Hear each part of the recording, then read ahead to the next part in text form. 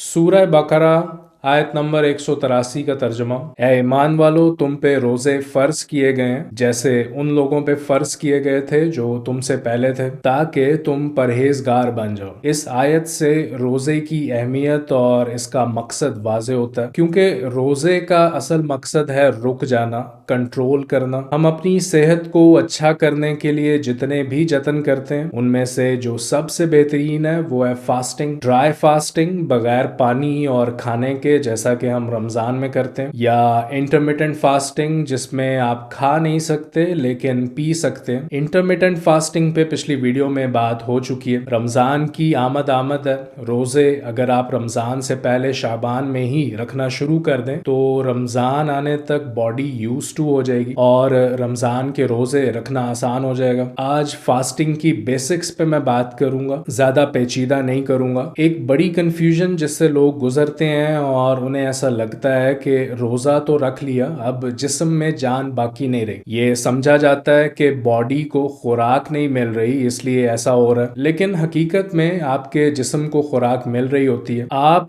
खाना नहीं खा रहे होते लेकिन बॉडी अपने ही अंदर मौजूद चर्बी को खुराक के तौर पे इस्तेमाल कर रही होती है। यही वजह है कि जब आपको भूख लगती है और आप कुछ देर के लिए रुक जाते हैं, खाना नहीं खाते हैं, तो कुछ देर बाद भूख खत्म हो जाती है। और ये एक बेस्ट इंडिकेटर है, एक बेहतरीन निशानी है जिससे आप ये जान पाते हैं कि रोजे का जिस्मानी फायदा आपको हो रहा है। आपकी भूख आहिस्ता आहिस्ता कम हो जाती है। आपका मैदा जो कि रोजे की हालत में सुकड़ जाता है, थोड़ा सा खाना खाने पे ही पेट भर जाने का एहसास होता है। लेकिन ये तभी होगा जब आप सेहतमंद होंगे। ये एक गलतुल-आम बात है कि वजन कम करें तभी आप सेहतमंद होंगे। असल में वजन कम करने के लिए आपका सेहतमंद होना जरूरी है। इस वीडियो में एक लफ्ज का इस्तेमाल बार बार किया जाएगा, वो है कार्ब्स। इसका मतलब है नशास्ता। नशास्ता खाने से आपके ब्लड में ग्लूकोज लेवल बढ़ जाता है। इस ग्लूकोज लेवल को कम करने के लिए पैंक्रियाज, लबलबा, इंसुलिन खारिज करता है। ग्लूकोज लेवल नीचे आता है, आपको फिर से भूख लगती है, आप फिर से कार्ब्स खाते हैं, ग्लूकोज लेवल फिर से ऊपर जाता है और ये सिलसिला इसी तरह चलता रहता है। रोजे के दौरान भूख का एहसास कम हो, इसके लिए इस बात को यकीनी बनाइए कि सहरी और इफ्तारी में जो खा रहे हैं उसमें कार्ब्स की मिकदार आपके खाने का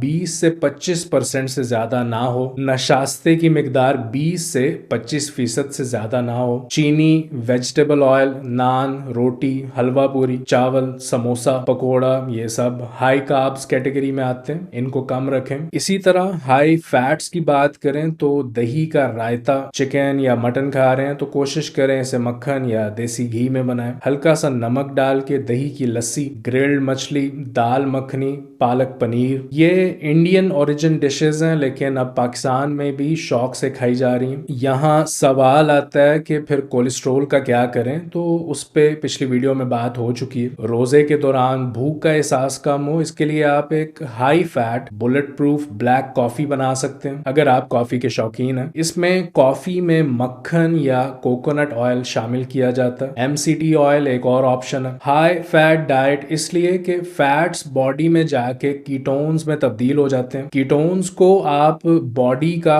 हाई ऑक्टेन फ्यूल समझ लीजिए। नॉर्मल फ्यूल है ग्लूकोज और हाई ऑक्टेन फ्यूल है कीटोन्स। फैट कीटोन्स में तब्दील होता है। कीटोन्स की मौजूदगी में बॉडी ब्रेन को मैसेज देती है कि यहाँ सब अच्छा है, मुझे खाना अच्छे से मिल रहा है, किसी किस्म की कोई कमी नहीं है, कमजोरी नहीं है और मैं अपना काम अच्छे से कर पा रही हूँ। तीसरी चीज जो आपको समझनी है वो है बॉडी के हार्मोन्स। सुबह तकरीबन 7 से 8 बजे के करीब कॉर्टिसोल हार्मोन अपनी पीक पे होता है। कॉर्टिसोल हार्मोन जिसे स्ट्रेस हार्मोन भी कहते हैं, इसके बढ़ने से बॉडी को ये लगता है कि कोई बैरूनी खतरा मौजूद है और इस खतरे से निपटने के लिए इसे ज्यादा फ्यूल की जरूरत है, ज्यादा एनर्जी की जरूरत है। भूख बढ़ जाती है और कुछ खाने का मन करता है, लेकिन असल में बॉडी को खुराक की जरूरत नहीं होती, ये सिर्फ एक हार्मोनल तब्दीली है। भूख का एहसास है, कॉर्टिसोल लेवल्स का नॉर्मल रहना बहुत जरूरी है। अल्लाह से बात करें, नमाज पढ़ें, अल्लाह से मांगें, जो मिला है उसे दूसरों में बांटें। स्ट्रेस कम करने का ये बेहतरीन तरीका। शुगर या ब्लड प्रेशर मेडिसिन ले रहे हैं तो आप जरूर रोजा रखें, क्योंकि ये दोनों बीमारियां रोजे से ही रिवर्स होंगी। इन्फ्लेमेशन कम होगी, इंसुलिन सेंसिटिविटी इंप्रूव्ड होगी, वजन कम होगा,